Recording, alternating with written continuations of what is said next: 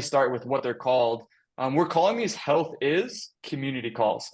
And if you see any, all of you have seen the ads that went out for this, health is blank. And we want each person to finish that sentence. So before I go any further, if you can, I'll just take a moment, drop in the chat either to everyone or a direct message to me with that blank. So health is, and then whatever word health means to you, I want you to drop it in that chat.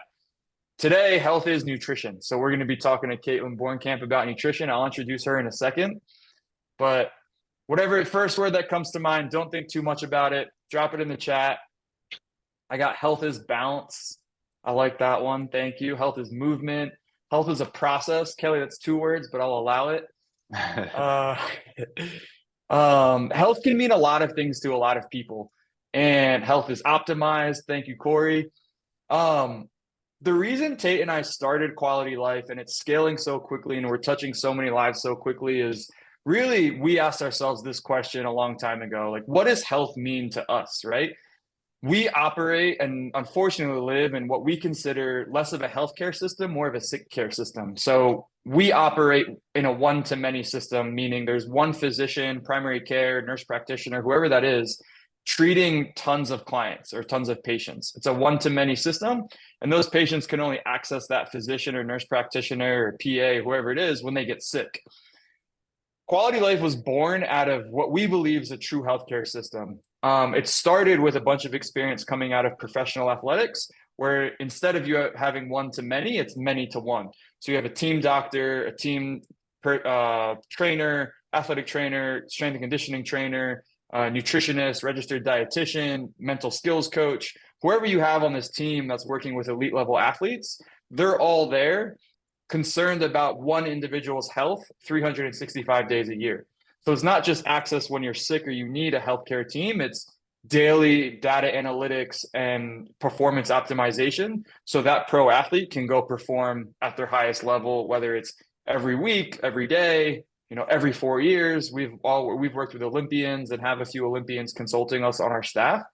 So we're like, how do we bring this pro athlete experience to the public? How do we bring this healthcare experience to the public? And therefore, what does health mean? That was where Quality Life was born. And without further ado, like I said, we're starting these monthly calls and we're super excited to introduce our first guest in our first month call, who is Kaitlin Borncamp. Kaitlin is in, I believe, Arizona right now. She splits her time between Arizona and Colorado. I'm going to let her kind of talk about herself, but a quick intro. Caitlin's a really interesting and unique individual that I think is representing what a lot of people are going through right now, in that she spent 10 years in the corporate industry.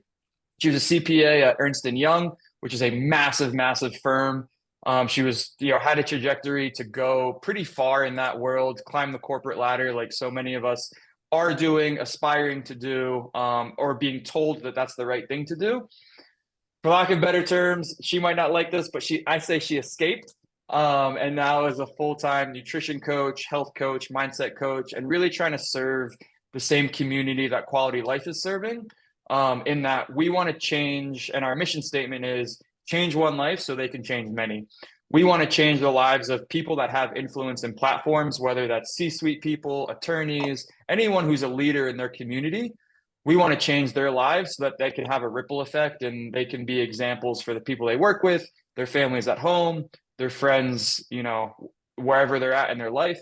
If we can educate people on how to live in true health and wellness, then they can go be that example. So again, I'll stop talking. Kaitlin and Tate are going to take my mic privileges away. But without further ado, Kaitlin, so good to have you on this call with us, and take it away, please. Hey everyone, really good to be here and to meet those of you I don't know. I'm excited to spend this time with you for the next hour or so and chat about one of my favorite topics, which is nutrition. So Tate, I'll kick it over to you on how you want to start us off. Yeah, just real quick, thank you, Kaitlin, so much for being here. We've had, for those that don't know, Kaitlin and I and Steve have been talking for months now about nutrition. So this is a conversation that we have with each other all the time, just about every other week now, and we're excited to share it with you guys. But want to reiterate to ask questions as we go. The more interactive you guys are, the more beneficial this will be for you and everyone else. I'm sure if you're thinking of a question, somebody else is thinking that exact same question. So drop it in the chat box. We'll either address it as we're talking or at the end there when we kind of have open questions and answers there for Kaitlin. So without further ado, Kaitlin, we kind of want to know why did you leave the corporate world and what have you learned since leaving? Yeah, for sure. This is a common question that I get since people typically see they're like, oh, CPA and then nutrition coach. Those are two very opposite things. So how did that happen? And first, I want to start off by saying that, I never planned to. I was kind of very comfortable in my corporate job. To put a little bit more perspective into what Steve shared, I worked starting in corporate tax and I migrated over into corporate consulting, doing strategic finance work for some of the top 50, companies in the world, and was having a very successful career, was kind of working up the ladder and kind of doing quote unquote what I should be doing, right? I went to school to get a good job and I was working that good job for about 10 years. But kind of behind the scenes, I was going through my own personal journey. It very much started back when I was in, college, going through a depressive time in my life. And I think my relationship with food started off in a place of shame. So at the time, I was just experiencing a lot of self-loathing, a lot of depression, and I was going through an eating disorder. So my first experience when learning about nutrition was actually very dysfunctional. I was just looking at calories as my nemesis. I was just looking at how to stay the smallest person possible. And then it really wasn't until I found, weightlifting, CrossFit, and I always like to say that protein powder was my first gateway supplement because it really did open my eyes to the power of nutrition. Just by changing, just a little bit can totally tweak not only how you look, which is what I was concerned about at the time, but also how you perform and how you actually function on a daily basis, which became more important to me later on in my career when I was needing and wanting to function at those high levels to be a client server in the public accounting and consulting space. So, kind of over the years, a few things clicked for me that kind of stirred something up inside of me. I would say, without a doubt, the first one was around when I did the Whole30 challenge, which is really cool, right? Where you cut out a lot of crap and you eat a lot of the whole stuff. And at the time, I was like, this is so hard. What is the point? But ultimately, what it taught me is that I felt so good. I had no idea that in short days, such a short time, 30 days, I could feel so good. So that was really eye opener. I needed that personal experience. Otherwise, I wouldn't have believed it. I wouldn't have just read those books and just been like, oh, nutrition is important. Yeah, yeah, okay, I'm busy working, right? But when you have that personal experience, it really is so much more profound. And then kind of along the way, I just got really more interested into it. I was listening to a lot of podcasts, reading a lot of books as much as I could. And something stuck out to me in relation to what Dr. Mark Hyman shared. He's a classic MD, so conventional MD. And he spoke about how doctors in our country in America only get about one credit, one course of nutrition in their entire certification. And that was eye-opening to me because at the time I was totally comfortable with our healthcare system, with our insurance system, right? We have quote unquote the best system in the world, which is not true. We just kind of act like we do. And I was like, whoa, that's interesting. Let's think about that for a moment. And so that really kind of flipped it on its head, where then I realized my own experience, like what I was going through, experiencing depression, and how, I was fortunate enough to have a doctor in college who asked me if I wanted to wean off of the antidepressant. Had that doctor not done that, I don't know where I would be. I might still be on the antidepressant. But come to find out later on that, being on birth control pill for 15 years does havoc to your gut, to your brain, and I'm still working to heal that today. So, got to the point in my career, my professional career, where I was up for a serious promotion and I kind of had a path to choose. What do I want to go down, right? Do I want to continue on the corporate path, right? The good job and the comfortable life, or do I want to do something that I'm more called to help? And so that's the one I chose.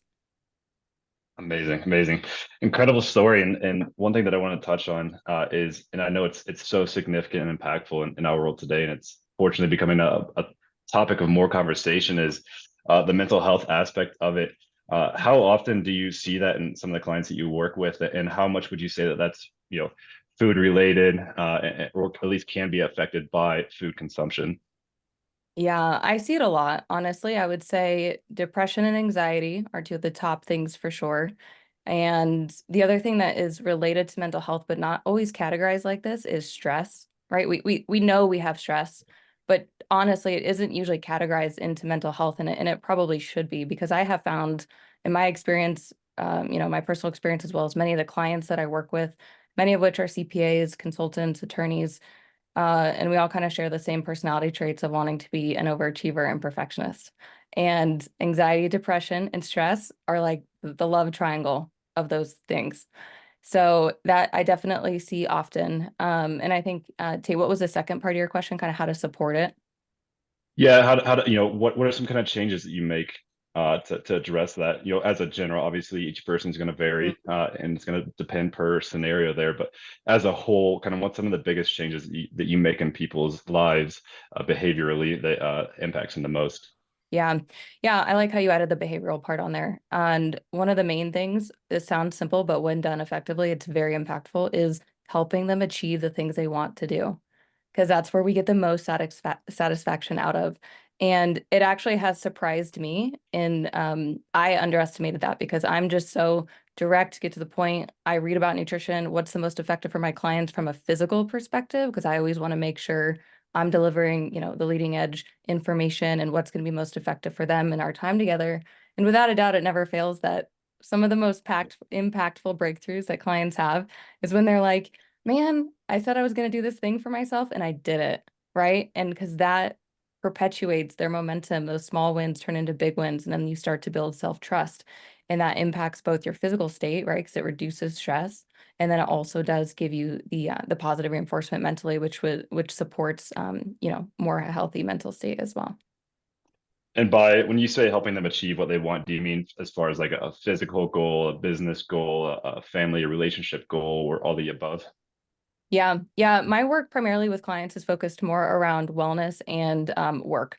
So sometimes it incorporates relationships, but more often than not, people come to me when they're wanting to perform better at their job. They're wanting to have more energy and they're just wanting to do the things that they told themselves that they need to do, right? So working out more, eating better, getting better sleep. Um, and I think inherently it's related around the kind of the top couple areas for most for the clients. And most of those relate to work because that's top of mind for busy professionals. Like we are driven. Um, it's kind of interesting because I think looking back on it, there was definitely points in my corporate career where I wanted to get out. I was burnt out and I was like, gosh, does anybody like their job? And it's actually been really reinvigorating for me personally to work with people who are in the corporate space and actually like their job. And it all it takes is a couple tweaks to kind of support their habits and their mindset to get them feeling good. And then they're back doing what they actually really enjoy doing. Love that. And I kind of want to go back on something you said real quick before moving on about it's about the small wins, right? You believe in that, we believe in that. It's not about changing your life just today or tomorrow. It's about making small incremental changes in your life that you can truly achieve and make those small wins and keep that momentum rolling. What's one of the top, what would you say is the number one problem? And I know there's several in today's healthcare system, but that you see as far as it relates to food, diet, nutrition in today's society, and how are you combating this problem? Yeah, really good question. I would say one of the biggest issues is that we view nutrition as optional. We don't put enough consideration into how the physical food we're eating is the literal building blocks for every cell in our body. Like we just miss that whole part. We're just so consumed as a consumer, really, right? We're busy, we work, so we get money. And then what do I need to do? Of course, I need to eat every day. So I just eat something quick. Okay, but sometimes I want to eat healthier. So maybe I'll grab that frozen prepped meal. Or, now we're starting to evolve a little bit more where I have more and more clients who are asking, hey, Kaitlin, what about certain ingredients? Or what should I be looking for on macronutrient balance? So people are, looking at things. It's not to say that this is true for everyone, but I would just say that even with some of the people who, and this was true for myself, is like wanting to be healthy, yet still not understanding that we are physical beings and that the building blocks of our food literally end up in our cells. So I could go on about that because something I'm super passionate about because it's just such a foundational thing. And kind of how that shows up, like I mentioned, is that we grab for convenience options. And, it's interesting to kind of see the evolution of the food industry over the last 100 or so years. And they cater to us, right? Microwaves were kind of one of the big first things where we stopped having to cook, that sort of a thing. And now, fast forward to we have back-to-back meetings. How do we eat during the day? We it shows up as us not allocating enough time as well, right? So we don't value the time that we spend to perhaps prep food, to eat the food. One of the biggest issues, without a doubt, that I talk to all my clients about is eating for lunch, physically sitting down and chewing your food during lunchtime, just because it's right in it's busy in the day, in the middle of meetings. Yeah, it's a great break, and something to add on top of that too. After you have sat down, you're present during your meal, and you're understanding what you are eating in your body. After that, get up and go walk around for 10 minutes, 5 minutes, whatever you can do, and that will help to digest your food. That will help to bring that energy back and help to set yourself up for success in the afternoon there. Um, Something I think a common problem that we both share between the fitness and the nutrition world is that we hear all the time is I don't have time for that. And as far as nutrition, what you were just talking about, for those people that say they don't have time or they just simply don't know where to go to get healthy meals, what would you say to those type of people that man, I don't know. I don't have lunch prep for today. I'm at work, and I just don't know what to do. How do you tend to help those people? Yeah, I totally relate to this. And I would say first and foremost is just prepare. And what we can do is a few strategic decisions up front, like ahead of the work week, for example, can really save you a bunch of time later on. And what I mean by that is we can have what I like to call efficient nutrition, which is how can I make a meal that's healthy and well balanced in 5 minutes and eat it in 20 minutes and be back at my meeting within 30 minutes. Like we don't have to reinvent the wheel and do a home cooked meal every single meal. It does not need to be like that. Um, One easy, really easy recommendation I would say is have a meal prepping strategy. So either that can be something that you do if you have time to prepare it yourself on the weekend or, a couple nights per week that you have planned out. If you have a spouse that you partner with, I know a lot of the executives I work with also opt for a meal service. It seems to just make a lot of sense for busy professionals, to which there's a ton of varying, degrees that you can get. You can get it delivered to your door. If I was just starting out, I personally would focus on lunch or focus on the meal that you feel like you have the least kind of control over today. Usually most people, they start their days off, relatively well centered. They're kind of just getting off their morning routine. They're able to get ready, so they feel like they can nail breakfast. It's really lunch, and then dinner time is usually incorporated somehow with family or you're going out. So dinner is more of a whole meal. So lunch is really the area to focus on first, I would say. Awesome. I love that. And before I hand it off to Steve here, real quick, I want to know, and I'm sure everyone else does, what are kind of three key action items that the audience can take away and start implementing today, either whether that is what you just talked about from a preparing for your week or preparing for your day, that one significant meal for the day that you have the biggest trouble with. What are kind of a few 1 to 3 more action items that everyone can take away today? Yeah, definitely. I would say the first one is related to the meal prep, but specifically eating more protein. Because the reason why we need to meal prep is because we're typically under eating protein. Those consumer foods that are convenient are very heavily skewed carbohydrate and processed carbohydrate at that. So eat more protein, a good general recommendation, like a starting point. Again, I'm more principle rather than rule based. So a good principle to follow would be to try to consume 0.8 to 1 gram of protein per your body weight is generally a good recommendation for most people. So eat more protein. And then number 2 would be to avoid screen time an hour before bed. I know I'm smiling because most people have this tendency, right? I'm the same way where we want to look at our email right before bed. And one thing I love to see is client breakthroughs. And one of my executives had a breakthrough 2 weeks ago when we were reviewing his continuous glucose monitor data.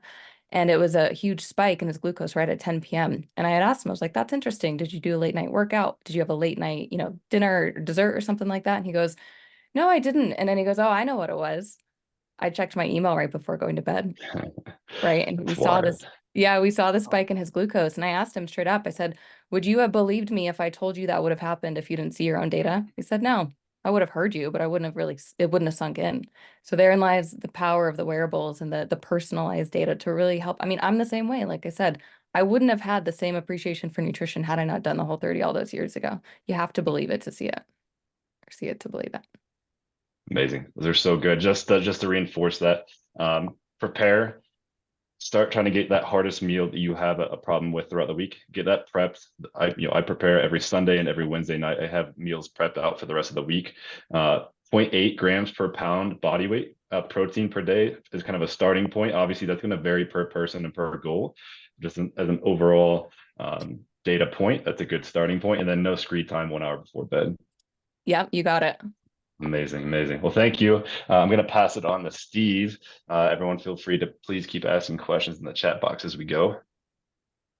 For sure. And Amy, I got your question. I'm gonna ask it in a second. I'm actually pulling an audible. I'm scrapping my question because I want to talk more about this glucose spike. Because I think all of us are living in a world where we have an abundance of everything, including screens, right? And Kaitlin, Tate, and I, we talk about this all the time. And it's like, how do we get off our screens? Everyone in our community is a high achieving or high functioning individual for whatever reason, whether it's professionally or personally. And to hear you say that, I was expecting you to say a late night snack. I was not expecting you to say check emails. So on one hand, if you want, talk more about that. But on the other hand, you said something that I think everyone kind of glazed over, and that was the sentence or the question that you asked your client. Had you or would have you believed me? Would you have believed me had we not had that like empirical data, right? Like Mhm. you could have told him that that was happening every time he checked his email at night, but it took that empirical data to prove it. How important is data? We've all heard the term paralysis by analysis. How do you incorporate it? I can talk about how we incorporate it in quality life, or how do you think it should be incorporated? And I'm just curious. I'm just kind of want to give you the floor to talk about that piece a little bit more. I love this question. Coming from a consulting background, data and AI are always trending. So I'm like, let's incorporate it into the health Always. space. But yeah, data is so important. I think it does a few things. One, it gives you like a real thing to look at. So you're learning a lesson like this client learned about blood sugar in real time. He may or may not have been even caring about his blood sugar had he not have the wearable. So first and foremost, it just invites in the idea that let's talk about this one topic. In this case, it was blood sugar. Second, it's helpful to see your own information. Like I said, he wouldn't have believed it. He knew he wouldn't have believed it had I told him. I could have shown him a graph of somebody else. It was the exact same graph, and he wouldn't have believed it. But he saw it because it was his own body. And then thirdly, I would say it's impactful because it's own body, but it's also helpful that he sees how certain things impact him in return, right? So I could give same Mhm. recommendations to two totally different people and they could have different responses. This again, lies, you kind of alluded to, well, I'm surprised you didn't talk about late night snacking. Well, guess what impacts how our food is digested? Your stress levels, your sleep, right? So that's kind of why nutrition quickly became, I always say it starts with nutrition, but it doesn't end with nutrition when I work with clients. Because quickly I learned, I was like, wait a minute, okay, so I just need to eat, the perfect diet, blah, blah, blah. We'll just all do this, right? And I'm like, no, there are so many other things that impact how our body digests and actually utilizes nutrients. So therein lies why we talk about some of these other things. And then one thing I want to add to that is, when is data not helpful or what's an unhelpful way to use data rather? Because I've seen it the opposite end, right? Like with my background, having different types of eating disorders, I went from an eating disorder into disordered eating, right? Where I then thought I was being healthy, counting all my calories. And then I went into counting macros, which at the time, this was before I really knew anything about nutrition. And there's this whole group out there called, if it fits in your macros. So basically, you're allowed to eat. This is not what I recommend, but in this methodology, you can eat anything as long as it fits in your macros. And it's just totally insane, right? Because then you could basically end up eating things like Oreos and people are like, oh, I have extra carbs. I'm going to kind of munch on these junk foods. And so that's not healthy either. And so I would say with data, one of the ways I see it being used inaccurately or just ineffectively rather is the obsession with counting calories and also the obsession with counting macros. I love that. I love that you touched on that. I'm going to come back to my list of questions in a second, but that's a perfect segue. Amy dropped a question in the chat a few minutes ago that said, I hear a lot about macros and micros as it relates to nutrition. How much emphasis do you put on watching these for weight loss slash health benefits? So you already kind of touched on it, but I wanted to read that question and see if you would add anything else to your answer. Yeah, I do put emphasis on it. I approach it, like I said, from a principles rather than a rules based. And what I mean by that is I focus on protein intake and getting in healthy fats, and I crowd out carbohydrates, right? Because what that's going to do naturally is, and also using the CGM to see the individual's responses, what that's going to do is naturally balance out your macronutrients. But you don't need to count calories and you don't need to be obsessed with the total number of macros that you're getting in. Now, I also want to caveat this by saying that I'm not working with people who are getting on stage trying to compete in body composition contests. So all that to say is that there could be a more appropriate time when it is helpful to get very specific. I also know that I've talked to several people in that industry, and there's a reason as to why I didn't get into body composition testing, is because it is somewhat disordered as well. So just be mindful that if you are somebody who's really counting every single thing you put in your body, check yourself and ask, is it helping you? How is it serving you? And then, the other part to that is kind of what I've already alluded to, is we can be somewhat flexible in our recommendations and what we track, because there are other elements that impact our digestion. This is another key principle that I feel like we don't understand. So if we graduate from understanding that nutrition at a basic level is the building blocks to everything in our cell, it then opens up level 2 or chapter 2 in the book, which is, what are the other processes involved to get those nutrients from point A to point B? And that's when you get into some really fun spaces, where you understand, different factors like enzymes and proteins and like all these different kind of things and how they impact that. And it really, we don't have to get too complex. It just comes down to the basics. It comes down to getting enough sleep, get 8 hours of sleep, prioritize that no matter what, right? Getting movement every single day, like Tate said, eating well-balanced meals, drinking at least 75 ounces of water. That's another huge thing. Because I always tell my clients, right?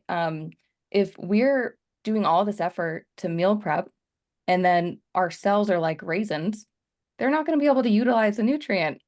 And if you're scarfing down your lunch between client meetings, your body's not digesting and absorbing that food. So you put all this hard work into meal prepping and buying organic, and Kaitlin said to buy grass-fed beef, right? To get all those nutrients. And then at the time of mealtime, you're not able to utilize it.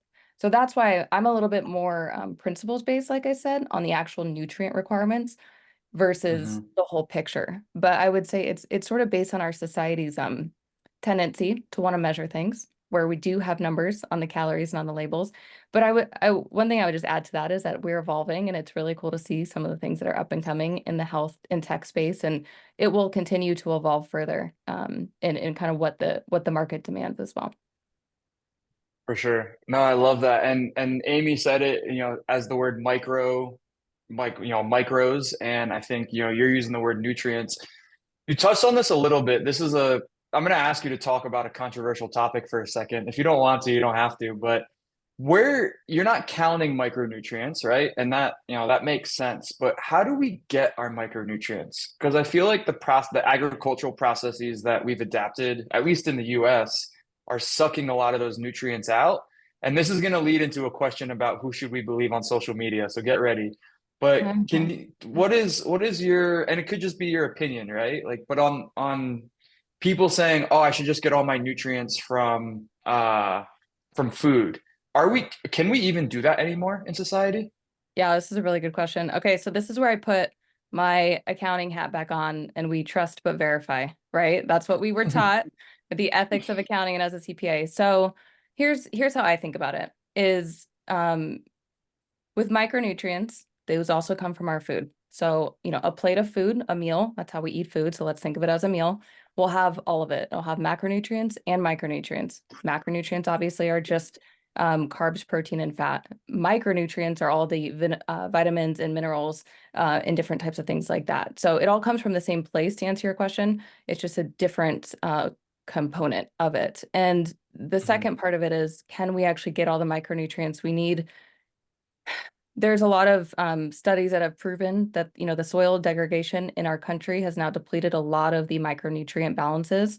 And it is harder to get the amount of nutrients that we need from our food today. Plus, keep in mind that, anything that you eat with a label on it is moderately processed, right? Just without a doubt. And so one good place to start is to eat foods with no labels, right? Where the food itself is the ingredient, right? Remember that? Where, you're eating things like this, just to keep it simple, guys, I'm just referring to meats, vegetables, nuts, seeds, like that's all I'm referring to when I say that. But what that means is that the nutrient will be in its more whole form. And something that's really cool and up and coming in, science that's being talked about is what's called phytonutrients. And those are a type of micronutrient that are in plants. And there's some synergies on how different nutrients that are packaged together in its whole food form, the cofactors. So again, I'm kind of getting into like chapter 3 now of nutrition, right? Which is, hey, when I eat my whole food form, what do I need to actually digest and absorb and utilize those nutrients? Well, nature has already thought about that for us. They've put all the cofactors into these whole foods and kind of some of the amounts that we need. So if we eat whole foods, without a doubt, that's the best place to start. Now, to kind of go into more specific, how do we make sure we're getting enough? That is a very elusive question, and I personally don't think that we will ever actually be able to measure that, because when we look at data from, hey, what is the content, Mike, what is the, iron content of broccoli today that it was versus 50 years ago? Well, they're not measuring the broccoli that's on my plate. They're measuring the broccoli that was in that lab from that study. So until we get like real-time data, similar to how we have CGMs for blood sugar today, until we get real-time data that I can literally like point a little thing at the broccoli on my plate and know exactly the nutrient breakdown on it, we're never going to get there. Plus, and also keep in mind that everything I said previously about how you digest it and how your body utilizes it, what was your sleep like that day? What's your hydration levels? For a female, what day of your cycle are you on? These are all kind of uncontrollable factors. So that's again why I say, whoa, we just got complex really quick. It's too much to try to factor in, are we getting the exact precise level of micronutrients? In my opinion, the better way to ask the question is, how will I know if I'm not getting the right level of micro and macronutrients? And to which I would say that's where regular blood testing comes in. Listen to your body, listen to your symptoms, and kind of follow in, the natural inclination. If you have a certain area that you're feeling like you need to focus on, do it. I love that. Everything you just said, I was like, I'm just gonna let her talk, but everything you said, I wanted to just, scream in excitement and agreement. We're gonna talk about specific blood testing, the tests that we do, the tests that you do in your practice as well at the end of this call. I love the way this conversation's going, and I just want to paint a picture, right? Like, my name's Steve, I'm 29, I don't know anything about nutrition, fitness, or anything like that. I work in software sales, right? Just as an example. You're giving me all this great information. Should I track macros or not, micros or not? Where should we be getting our healthy food from? And then I go on Instagram and there's a million people claiming that they're an expert in the field. Who do I believe? Right? Like, if everyone's an expert all of a sudden, then no one's an expert. So if I'm just on my, chapter one of my health and wellness journey, how do I sift through, excuse my language, right? Like, how do I sift through the BS and figure out, okay, this is what's right for me? Because I think the one thing that I've heard as an overarching theme to everything we've talked about at this point is there is no cookie cutter, one size fits all solution to any of this. Yeah, no, there isn't. And that's because we're all different. We're all slightly different. Like I kind of like to think about this in, philosophy a little bit. Like, think about how different we all look on the outside. That's how different we all are on the inside, right? Like, just think about that for a moment. Aw, I know, like I love we're all that. that. I know. Um, so anyway, I like to think about it like that, where I'm like, let's not get so bogged down in the exact right answer. Let's use the tools we have available. The most underutilized tool that we have is, how is our body responding? How are we feeling? Let's take a breath. Let's listen and learn, what is our body trying to tell us? Because ultimately, our body is much smarter than we give ourselves, credit for or listen to. But I digress. I want to answer your question, which is about, social media and Hmm. information, and kind of thinking critically. So first, and I would just start off in saying, I think there's a lot of solid information. I do think generally most of the industry in the wellness, health coaches, registered dietitians, doctors, everybody is trending in a lot of good ways. One of them being, we need to eat more whole foods, we need to get outside more. So you'll find a lot of the same things repeating. So oftentimes I would say, if you're hearing a lot of the same things being repeated, that's probably something that's pretty sound advice. Obviously, that's not 100% true. But generally that means that most people have tried it themselves and they're seeing good responses, or they've read enough studies about it. So that could be one indicator. Again, it's not foolproof. But to follow like the advice of an actual person, I would recommend understanding what their background is and do you resonate with them? And then to understand, could their, again, like the trust but verify, could their ideas or perspectives be influenced negatively by any other, influences, right? Like, what skin do they have in the game? Um, I think, again, like going down the trust but verify thing, like one issue that I see with some of the data and research is that it's funded by certain organizations that are, incentivized to have it swayed one way or another. And I've been to, plenty of trainings with many astute doctors and people with PhDs who are literally the guys in the labs doing the testing. And it's disturbing what you hear. And this is actually something that, very much reminds me of accounting before Enron. So just to give everyone like a mini history lesson, Enron back in 2000, whatever, early 2000s, 2004 was, had a huge fraud. And what happened as a repercussion of that was that Sarbanes-Oxley was implemented so that, auditors could no longer audit their own work, right? Makes perfect sense. But we're kind of having the same thing kind of stimulate or, percolate in the research industry, and it just hasn't hit its head yet. So I'm really curious to see kind of what comes from this in the future, because I think that there are several other industries that will have a similar life cycle like the accounting industry did, where there will be, kind of a show all of your cards and let's see who's holding which cards at the end and how we feel about it as a society. So, long way of saying, just be mindful of who you get your information from and if they have anything to lose or to gain from certain types of things. Now, as a consumer, I would just be honest and say that's hard to know. Like it's easy for me to say that, but to actually apply that, I think is somewhat challenging. What you can actually do is try something if it is safe. There's going to be certain varying degrees of things and their extremities. So I wouldn't recommend trying anything that's too extreme without the actual guidance and oversight of a trained practitioner who has had experience implementing that modality with a client. So that's first and foremost.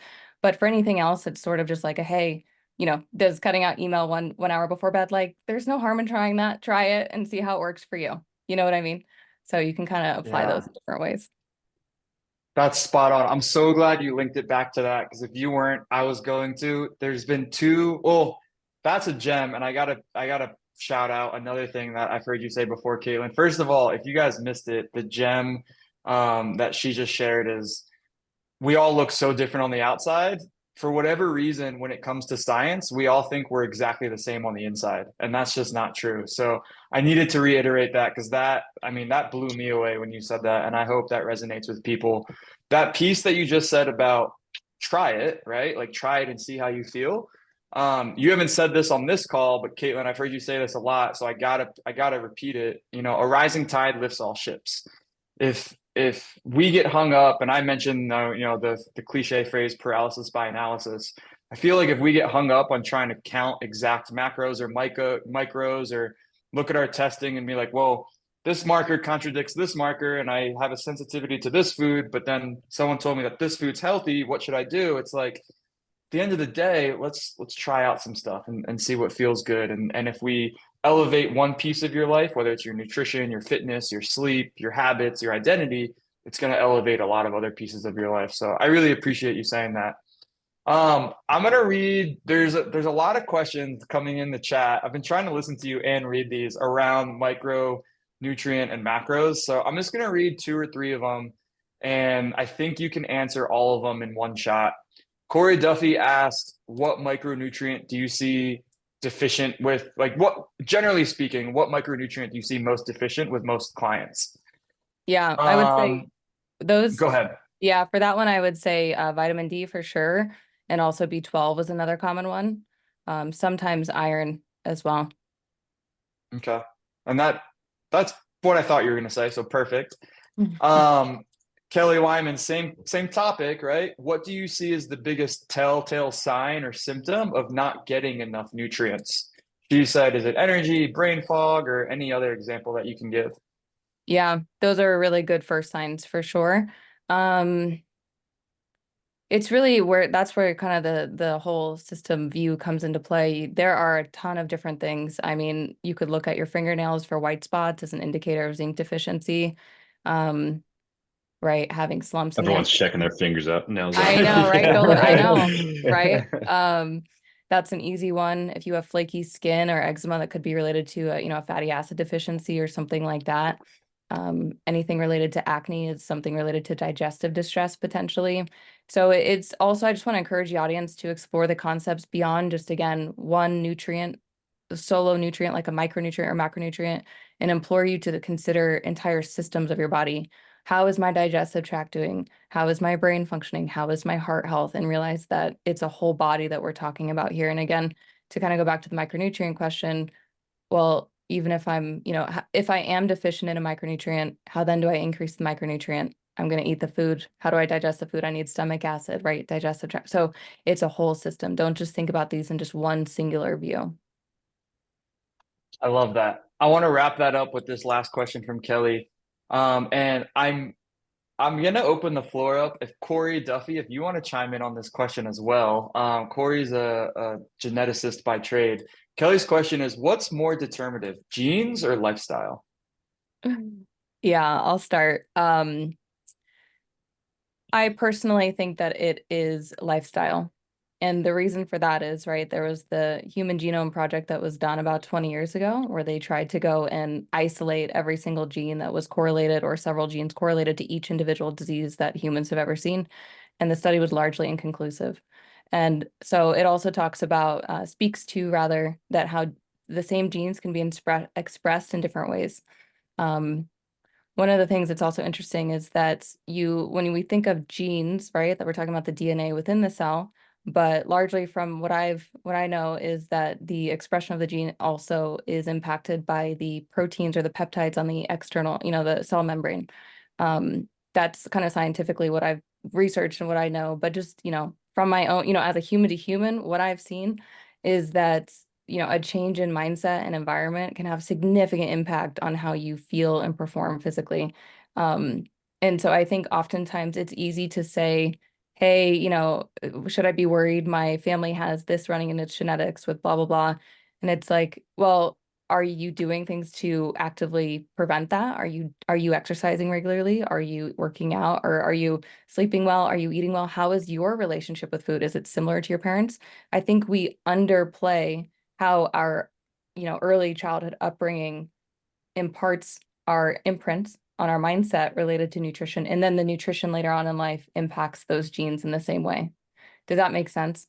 So I think sometimes it's easy to say that it's genetics when it's almost impossible to control and to actually prove if it would be environment. But I personally believe environment has a bigger impact. To kind of add on to that, what I like to say is gene tells you what your potential is.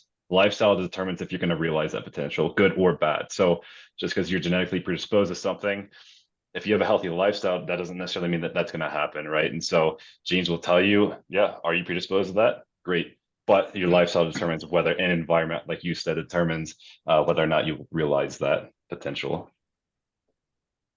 I love it. I love this conversation. And there's actually a word for that, epigenetics. So the way that our genes are, for everyone on the call, epigenetics, if you ever want to Google it, that's kind of how our genes are manifested in our life. And just because we have a predisposition to something doesn't mean that it's definitely going to go, be manifested or not manifested.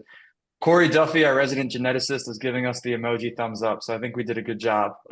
Appreciate the approval, Corey. This is a great segue. I'm going to open up the floor. We got about 12 minutes left, so that means we got about 5 minutes of this, and then I'll close this out at about five minutes before the hour. I like to make these calls exactly an hour.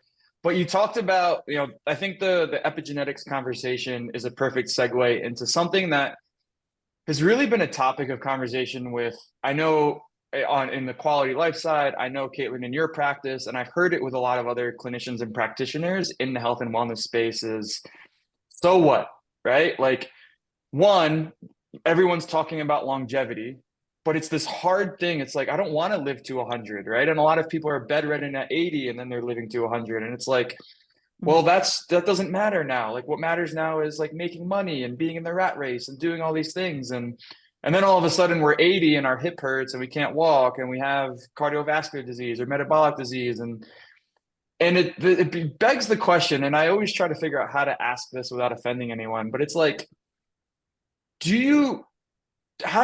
maybe there's two questions here, right? One, how do you convince somebody to invest or choose to invest now so they're not forced to invest later, right? We've all heard make food your medicine before medicine's your food.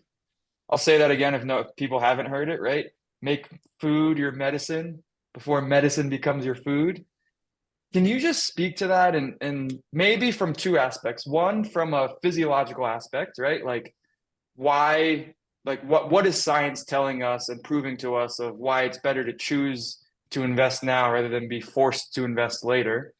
And then so physiologically, but then also mindset wise, how do you go, and this is a phrase that I use a lot, I'm like you, and I really appreciate you telling your story, right? Like I had an eating disorder as well. I was a wrestler. I had to cut weight from fourth grade all the way to 12th grade. It was not healthy. I currently work with a few UFC fighters, and I'm watching the same thing happen. But for me, on my health journey, I had to go from seeing health, wellness, fitness, and nutrition as a chore, something I had to do, to now it's something I get to do because I understand it a little bit more, right? I went from and I have to eat healthy to now I get to eat healthy because I can, and that's going to propel me throughout life with mental clarity, energy, focus. Shit, I'm in a better mood when I eat healthy, right? I feel way better. So there's a lot of questions in there, but can you talk about the importance of choosing now versus being forced later and then changing that mindset from I have to I get to? Definitely. I'm so passionate about this topic because I think that once you see how good you can feel, like it is possible, then you can realize how much more is within your control. So again, not being victim to your genes, not being victim, to something outside of your control. There is so many studies now, like we live in now the era of information where there is so much information out there, so many wonderful books written by very qualified people who have now worked with patients and clients for 20 to 30 years, their entire profession implementing very easy to do things and have seen dramatic results and improvements, right? Like one of the most cut and dry examples I can give is the reversal of type 2 diabetes.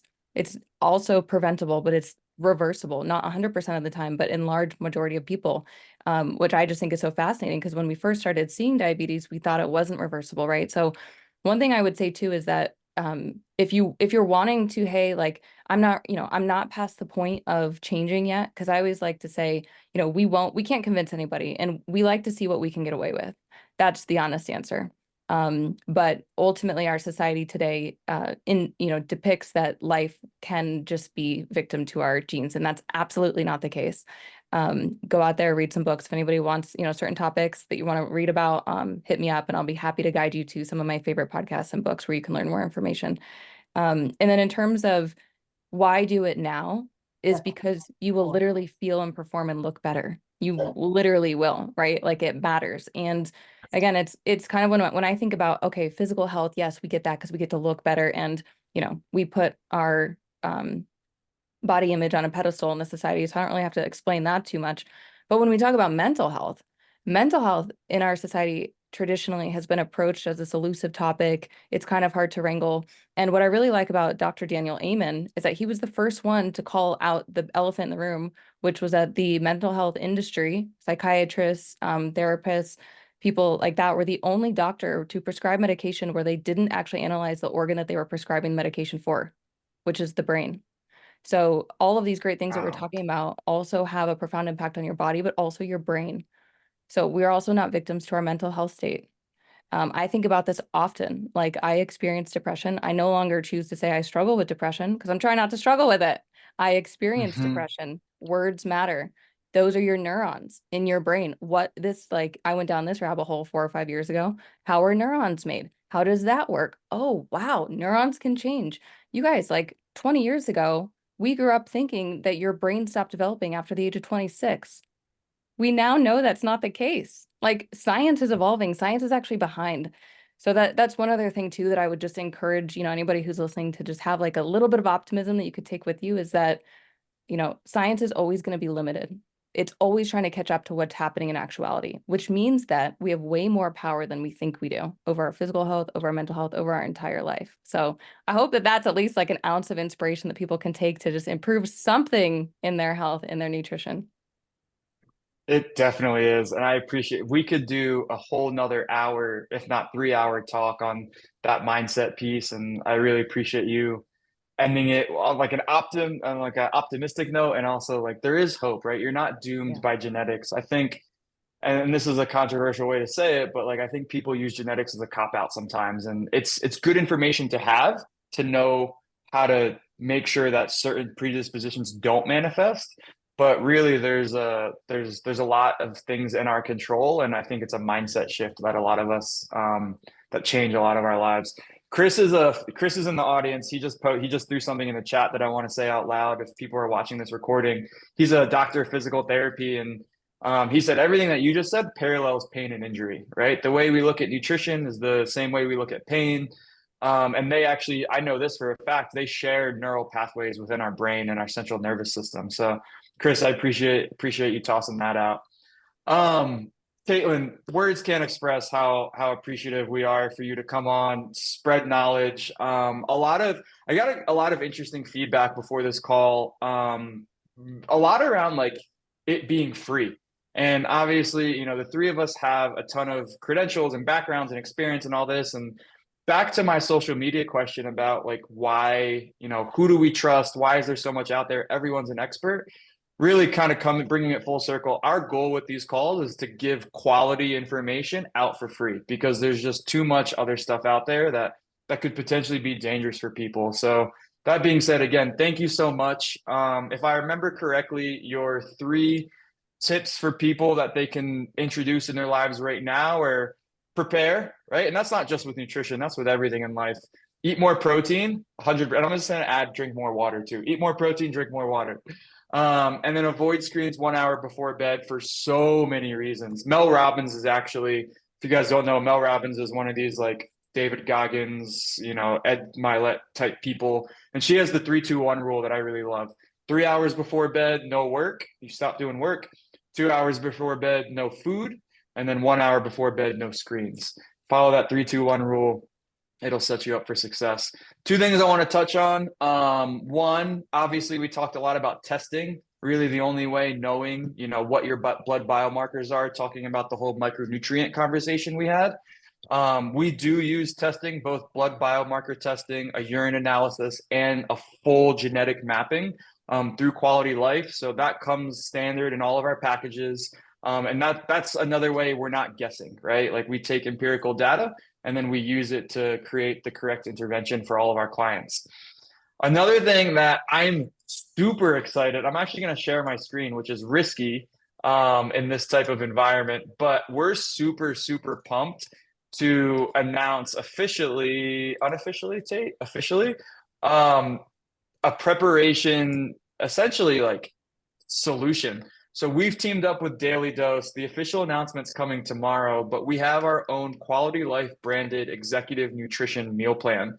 And you can come here. We worked with the owners at Daily Dose to go over the exact macros and micros we wanted. And you can go on their website under performance plans. The executive nutrition plan is listed there. We'll have the landing page linked on our website as well.